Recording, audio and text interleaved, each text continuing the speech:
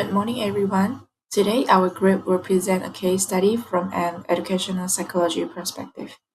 The video follows a 15 years old student named Jeb, whose behavioral problems begins to escalate after experiencing significant personal and family challenges. By examining this case, we can better understand how emotional, social, and also environmental factors influence student behavior in school. Throughout this presentation, we will summarize the case before discussing the student issue and the teacher challenges and appropriate strategy to support positive educational outcomes. This video follows Jeb, a 15 years old student at Frederick Bremer School. Before joining the school, Jeb had already been expelled from his previous school because of his behavioral problems. Although teachers described him as intelligent and capable, they also recognized that he had difficulty in controlling his own emotions and behavior. As the video progressed, we learned that Jeb's parents had recently separated, and this family situation had a significant emotional impact on Jeb. And he also admitted that he found it very difficult to cope with his own emotion. His teacher also noticed that his anger and emotional difficulties became much worse after the separation of his parents. Here are some key scenes in the video. Throughout the school term, Jeb became involved in repeated conflict with teacher. He ignored classroom rules, argued with staff, refused to follow instructions, and sometimes used inappropriate language. Although the school imposed disciplinary actions, teachers also tried to understand his situation by providing counseling, encouragement, and ongoing emotional support. But Jeb's behavior continued to escalate. He was suspended for several days, later stopped attending school, and eventually refused to leave a classroom despite repeated requests from several teachers. So at this stage, the school concluded they could no longer provide the level of support he required within a mainstream school setting. So as a result, Jeb was transferred to a pupil reference unit where he received more specialized educational and therapeutic support. So and at the end of the video, Jeb shares that his behavior had improved, he enjoyed learning more, and he had developed a more positive outlook on his life. Next, I will present about the student issue we observed in the video along with the factors that cause this issue and the theories that help us understand them. First, the issue is Jeb defiance and disruptive behavior. In the video, Jeb spray links across the classroom despite being asked not to, refused to stay in the intervention room, and also refused to leave the assigned classroom. And why does this happen? According to behavioral learning theory, behavior that is reinforced is more likely to be repeated. When Jeb acts out, teacher's attention is drawn to him. This attention acts as a reinforcer, making him more likely to act out again, and Jeb has learned that misbehavior gets him the attention he wants. And also, according to the classroom management, the teachers admit that she is being too lenient with Jeb. She does not always follow through with the consequences when Jeb misbehaves, and this causes Jeb to not know what will happen when he acts out. So he keeps testing the limits to see what he can get away with. Next, the second issue is Jeb verbal abuse towards teachers. In the video, he uses inappropriate language towards his teacher, and this behavior can be explained by social learning theory. And this theory says that people learn by observing and imitating others. And Jeb may be copying aggressive behavior from peers, from homes, or from online content. And he has learned that using this behavior or aggressive language is an acceptable way to express frustration because he has seen others do it. So he keeps doing it. And according to behavioral learning theory, Verbal abuse may be reinforced if it allows Jeb to escape from situation he doesn't want to be in. If swearing makes the teacher backs off, Jeb's learned that this behavior works and will keep doing it. Next, the third issue is Jeb emotional dysregulation, which is connected to his family problem. Jeb's parents were split up and Jeb found it hard to deal with it. He also admits that he will get angry quickly, and in the last part of the video, he even has a complete emotional meltdown. And why does this happen? According to Erikson's psychosocial development theory, Jeb is in adolescent, the identity versus role confusion stage. This is a critical time for forming a sense of self. The breakdown of his family has disrupted this process, causing emotional instability. And the teachers confirms that the family issues were a catalyst for accelerating those negative emotions.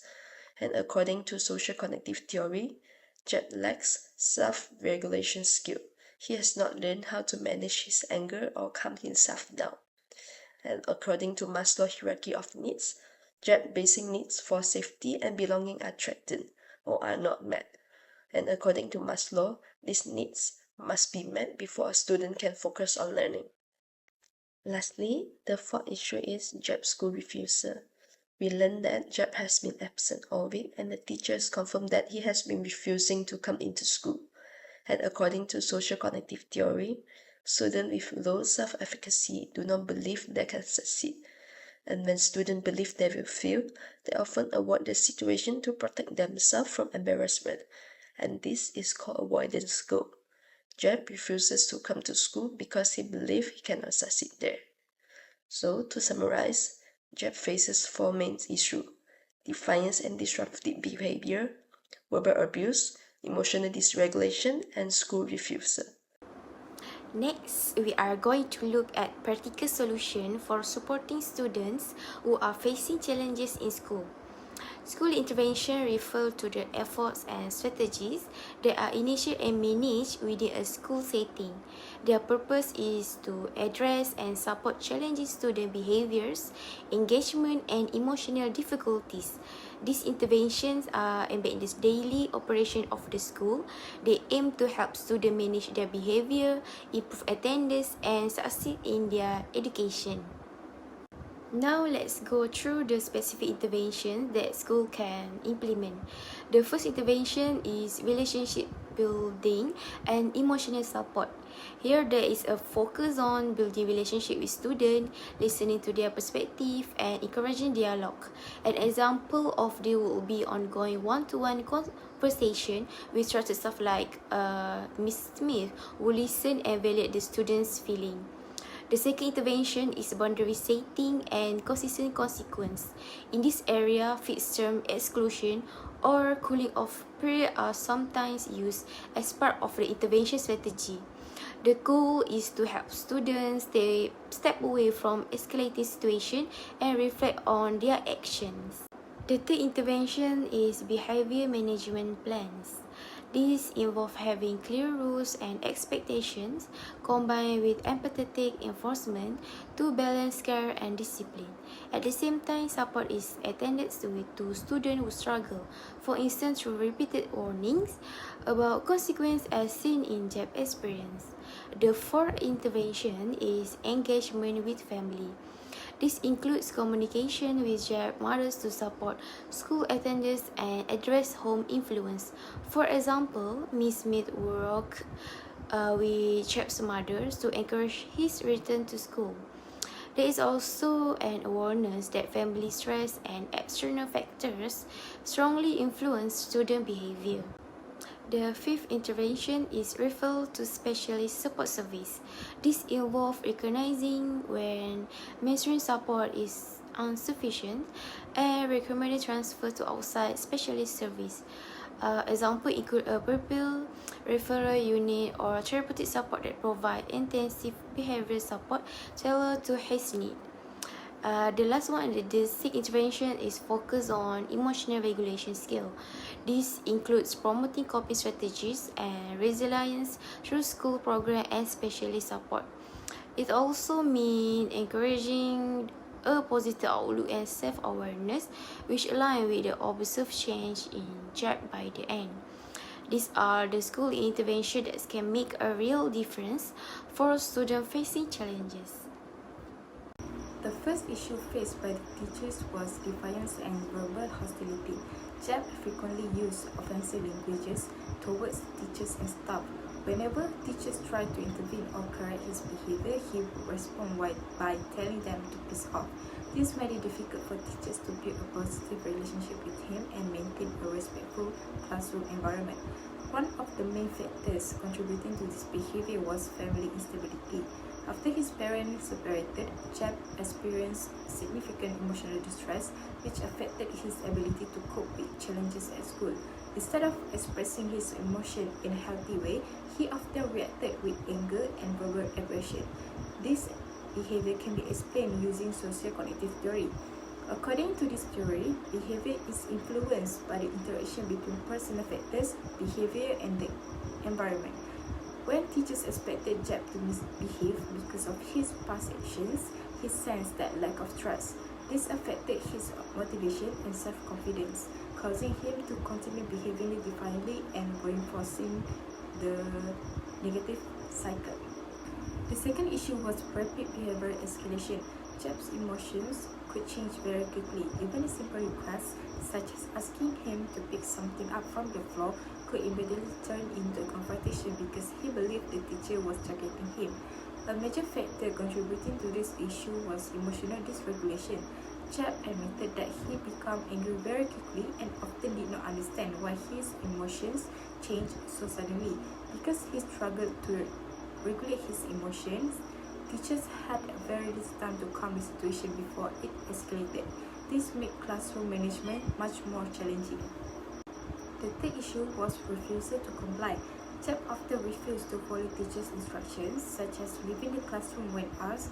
His refusal disrupted the lesson and eventually required senior staff to step in, affecting the learning environment for the entire class. There were several factors that contributed to this behavior. First, Jeb's emotional state, including feelings of anger, frustration, and anxiety caused by his parents' separation, made it difficult for him to respond calmly to instructions. Second, his previous negative experiences, including family conflict and repeated disciplinary actions, may have caused him to develop a negative attitude towards authority figures. This behavior can be explained using Erikson identity versus pro-Confucian stage. During adolescence, individuals are trying to develop their identity. When they experience high levels of stress and confusion, they may refuse to cooperate or challenge authority as a way of maintaining a sense of control. The final issue was managing truancy. Despite the school's efforts to support him, Jeb accumulated 10 days of unauthorized absence. Teachers expressed that they felt powerless because they could not physically force him to attend school. The main factor contributing to his truancy was again family instability. His parents' separation had a major impact on his emotional well-being, making it increasingly difficult for him to stay engaged with school. This issue can be explained by the theory of learning helplessness. After experiencing repeated emotional difficulties and setbacks, Jeb may have believed that attending school would not improve his situation. As a result, he gradually lost the motivation to attend school and became disengaged from learning. Overall, this issue shows that Jeb's behavior was influenced by a combination of emotional family and psychological factors rather than simply being a disobedient student. Understanding these underlying factors is important because it allows teachers to respond with appropriate support and intervention instead of relying on punishment. Lastly, I will explain the solution to the teacher's challenge that were discussed by my groupmate earlier. First, I will explain the solution that were implemented by the school in the video. First, we can see that the teachers tried to build a supportive relationship with Jeb. Instead of immediately punishing him, they tried to understand him and support him. One of the teachers, Miss Smith, listened to him, spoke calmly, and repeatedly encouraged him to make a better choice. By building trust with Jeb, the teachers helped him feel emotionally safe, which increased the likelihood that he would cooperate. Next, The school used consistent behavioral management. Throughout the video, we can see that the school gave verbal warnings, it asked Chep to apologize, use the intervention room, and maintain clear behavioral expectations. Although the teachers care about him, they also made it clear that there were limits to what the school could tolerate. By maintaining these boundaries, they were able to protect both Chep and the rest of the students in the classroom. The last solution implemented by the school was referring Jeb for specialized support. After many interventions failed, Ms. Smith concluded that Jeb needed more intensive and specialized support than the school could provide. Therefore, the school referred him to a pupil referral unit, or PRU, where he could receive therapeutic support and more individual attention. The school recognized that Jeb's emotional and behavioral needs exceeded what a mainstream school could offer. At the end of the video, we can see that his behavior improved significantly. Now, I will explain some additional solutions from an educational psychology perspective. The first solution is a behavior intervention plan based on Skinner's operant conditioning theory. Instead of focusing only on punishment, teachers can use positive behavior support by rewarding Jeb when he completes his lessons, follows instruction, or manages his emotions appropriately. This encourages positive behavior to occur more frequently. The next solution is social emotional learning, or SEL. SEL helps students manage their emotion and behavior more effectively. In Jeb's case, the teacher can help him recognize his emotions, practice calming techniques such as deep breathing, and learn to solve problems in a positive way instead of reacting with anger. This can help improve his behavior in school. Another solution is trauma-informed teaching. This approach recognizes that a student's challenging behavior may be influenced by difficult or traumatic life experience. Since Jeb was affected by his parents' separation, the teacher should understand that his behavior may be linked to emotional distress. Therefore, the teacher can respond with empathy, talk to him privately, and provide emotional support while still maintaining clear classroom rules and expectations. The final solution is school counseling or therapy.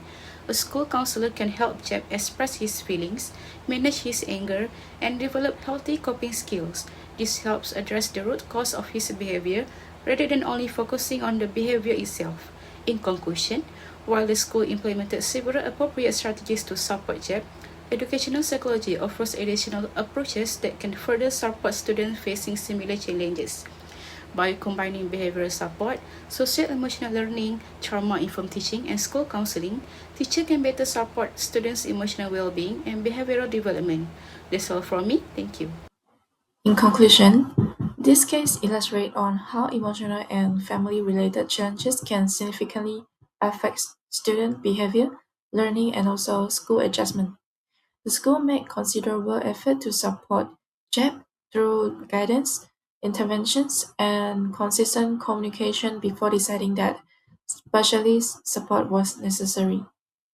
This case highlights the importance of understanding student individuals' needs while maintaining a safe and supportive learning environment for all the students. Overall, educational psychology provides valuable insights into developing effective interventions that benefit both student and educator.